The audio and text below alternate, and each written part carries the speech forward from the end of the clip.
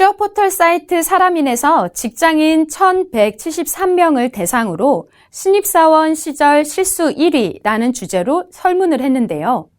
89.3%가 실수를 한 적이 있었다라고 밝혔고 실수 1위는 잘못된 방향으로 업무를 진행한 것이라고 말했습니다.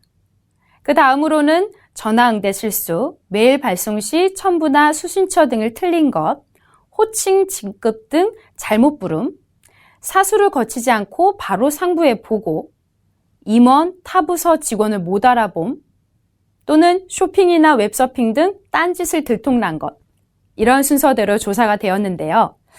업무 초기에는 누구나 실수를 할 수 있고 또 너그럽게 용서를 받을 수 있는 시기입니다. 그러나 실수를 범하고도 제대로 대처하지 못하면 회사에 막대한 영향을 끼치거나 평생 좋지 않은 꼬리표를 달고 회사 생활을 하게 될 수도 있죠. 더불어 신입뿐만 아니라 업무 중 실수를 하게 됐을 때 심적으로 힘들어지는 이유는 나의 작은 실수가 타인에게 영향을 미치고 이는 상사든 부하 직원이든 기분 좋지 않게 받아들여지기 때문입니다. 그래서 업무상 실수를 했을 때 현명하게 업무를 처리하는 방법뿐 아니라 상사와의 관계가 틀어지지 않도록 현명하게 풀어갈 수 있는 방법은 무엇이 있을까요? 반대로 부하 직원이 실수를 했을 때 무작정 꾸짖기보다는 상사의 느낌과 요구를 정확히 전달하고 부하 직원이 정확히 실행에 옮길 수 있도록 생각을 전달하는 방법은 무엇이 있을까요? 상사와 부하 직원 간의 업무 상황에서 실수를 기회로 바꾸는 공감적 대화법에 대해 살펴보겠습니다. 실수를 기회로 바꾸는 공감적 대화법, 실수를 했을 땐 보인대공하라. 부하 직원의 입장에서 실수를 했을 때 대처하는 방법인데요. 예상치 못한 상황에 누구나 당황할 수 있지만 그렇기 때문에 이럴 때 현명하게 대처할수록 업무 스킬이 늘어날 뿐 아니라 상사와의 관계도 달라질 수 있습니다. 첫째, 상황을 숨기려 하지 말고 즉시 상사에게 보고하십시오. 누구나 실수를 하면 부끄럽고 당황되는 것은 맞습니다. 혹시 이 실수로 인해서 상사가 나를 무능력하다고 생각하면 어떻게 하지? 라는 걱정 때문에 되도록 상사 모르게 혼자 해결하고 싶은 마음도 있을 수 있습니다. 그러나 이런저런 걱정 때문에 시간을 지체할수록 실수의 여파는 더욱 커질 수 있고 되돌릴 수 없는 상황까지 갈 수도 있죠. 실수가 발견되면 즉시 상사에게 보고해야 더 큰 문제를 방지할 수 있겠습니다. 둘째, 핑계나 변명을 하지 말고 잘못을 인정하십시오.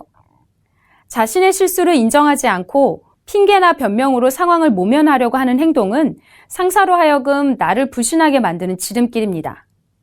저는 분명 아무개 씨한테 그렇게 전달받고 그대로 한 건데요. 라던가 이상하다, 왜 이렇게 됐지? 분명 아무 문제 없었는데 등의 말은 하지 않도록 해야 합니다. 셋째, 대안을 마련하여 보고하십시오.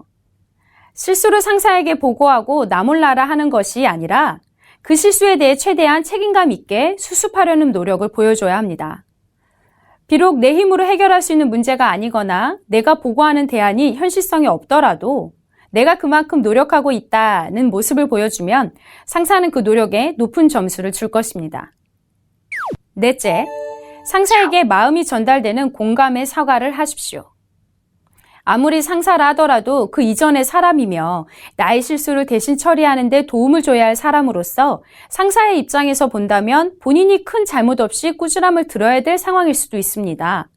그렇기 때문에 상사에게 무조건적으로 사과만 하기보단 이 상황에서 상사가 느끼는 감정이 무엇일까? 이 상황으로 인해 얼마나 답답할까 생각하고 마음이 전달될 수 있도록 말합니다.